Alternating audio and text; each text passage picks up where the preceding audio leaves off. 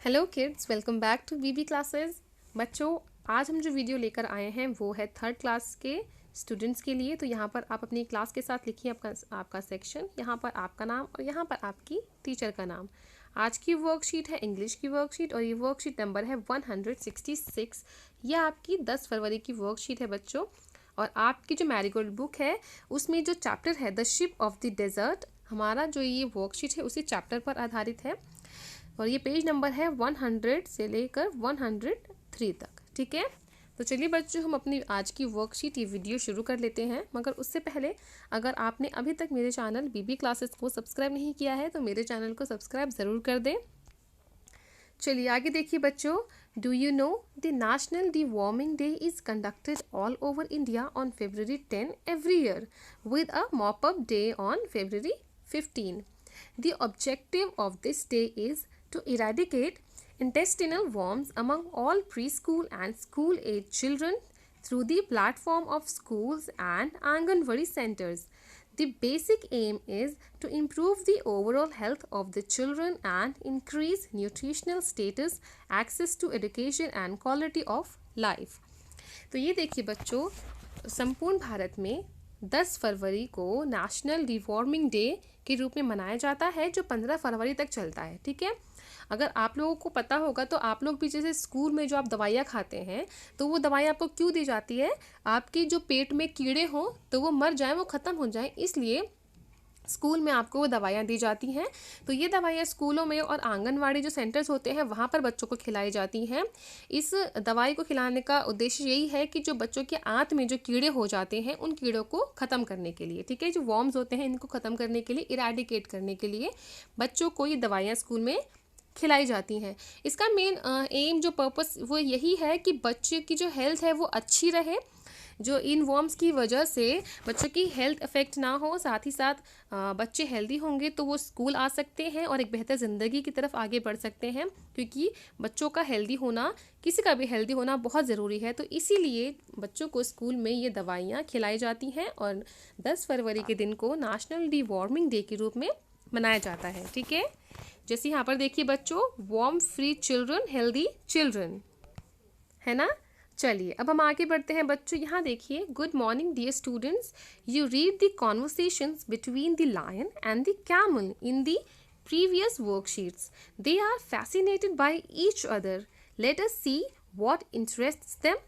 तो बच्चों, अगर आपने लायन और कैमल की जो कॉन्वर्सेशन है वो सुनी है अपनी प्रीवियस वर्कशीट्स में, तो आपको पता होगा कि ये लोग एक दूसरे से कितने प्रभावित थे। तो चलिए बच्चों, और ऐसी कौन कौन सी चीज़ें हैं जो इन लोगों को और प्रभावित कर रही हैं, तो चलिए हम जान लेते हैं इनके बारे में। यहाँ पर देखिए बच्चों, Lion was really fascinated by the camel and his hump, so he asked him about it. जो लायन था वो कैमल और उसके इस हम्प, जो इसको कुबड़ बोलते हैं ना, इसको लेकर बहुत ही ज़्यादा फैसिनेटेड था, तो उसने उससे इस बारे में पूछा। कैमल टोल्ड हिम, कैमल ने उसे बताया, I store water and food in the hump.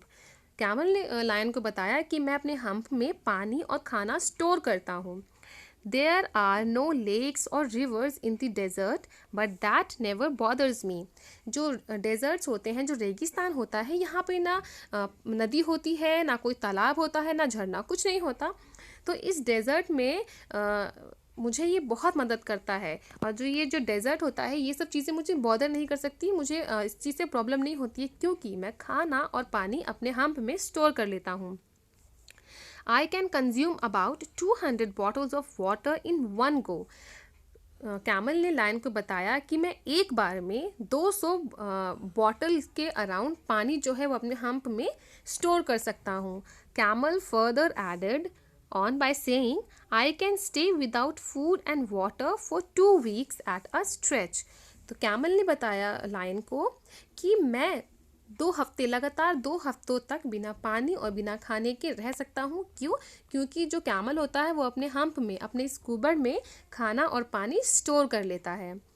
Lion was amazed to know that, जो लायन था वो बिल्कुल हैरान हो गया सुनकर ये चीज़। He showed camel his feet and said, उसने क्या किया, उसने भी कैमल को अपने पैर दिखाए और कहा, my padded feet protect me from thorns and I can run 80 kilometers per hour। तो उसने बताया कि जो मेरे ये गुदगुदे पैर जो हैं, पैडेड जो फीट है मेरे, ये मेरी रक्षा करते हैं कटीले रास्तों से, पथरीले रास्तों से, और मैं 80 किलोमीटर एक घंटे में 80 किलोमीटर तक चल सकता हूँ, ठीक है, रन सकता हूँ, मतलब भाग सकता हूँ। Camel replied, My padded feet help me to run even on hot sand at 25 kilometers an hour।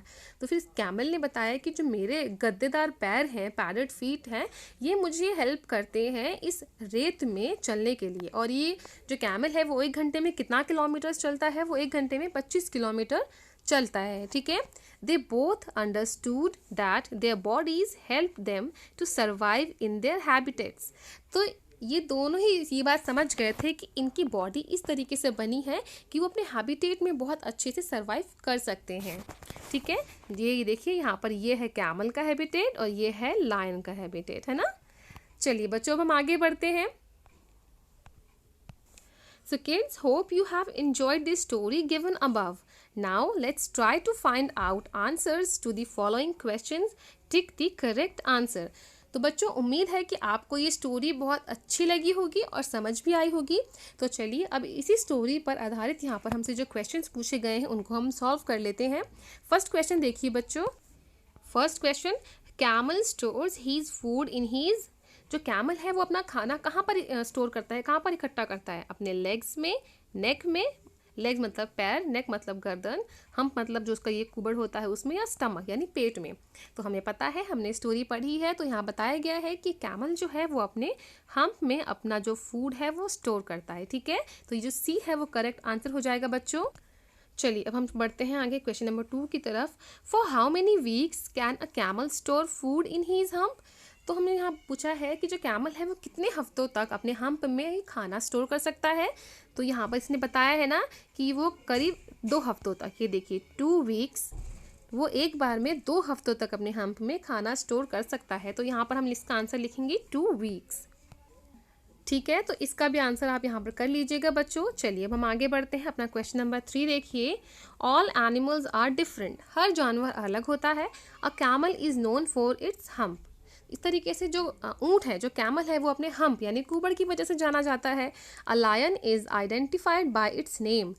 जो लायन है वो तो अपने सिर्फ नाम के लिए ही, सिर्फ नाम पता चल जाए लायन है, उसी के लिए मशहूर हो जाता है, ठीक है। Can you identify the following animals based on their special features. क्या आप यहाँ पर दिए गए इन एनिमल्स को पहचान सकते हैं उनके स्पेशल फीचर्स के through? I am sure you can. मुझे यकीन है कि आप कर सकते हैं। A hint box is provided for your help. तो यहाँ पर आपको एक हिंट बॉक्स दिया गया है और इस हिंट बॉक्स में जो दिए गए हैं वर्ड्स, इनकी हेल्प से आप यहाँ पर दिए गए एनिमल्स की जो स्पेशलिटी है, उनकी जो फीचर्स हैं, उनके अकॉर्डिंग यहाँ पर उनके जो फीचर्स हैं उनको आप लिखिए, पहचानिए कि किसके बारे में क्या बात कही गई है। जैसे फर्स्ट सेंटेंस देखिए, an elephant is identified by it's. जो एलिफेंट है वो किस के वजह से पहचाना जाता है, जाना जाता है, इसका नाम है वो है उसका ये ट्रंक, जो उसकी सूंड होती है ना, ये ट्रंक, ये जैसा आप यहाँ पे चित्र में देख रहे हैं, तो इसकी वजह से जो एलिफेंट है वो पहचाना जाता है। तो यहाँ पर आप लिख लेंगे बच्चों ट्रंक। सेकेंड सेंटेंस देखिए, a bird is identified by it's. एक बर्ड जो है वो पहचानी जाती है अपनी बीक, अपनी चोंच की वजह से। ये देखिए इसकी चोंच, ठीक है, तो इसमें आ जाएगा बीक।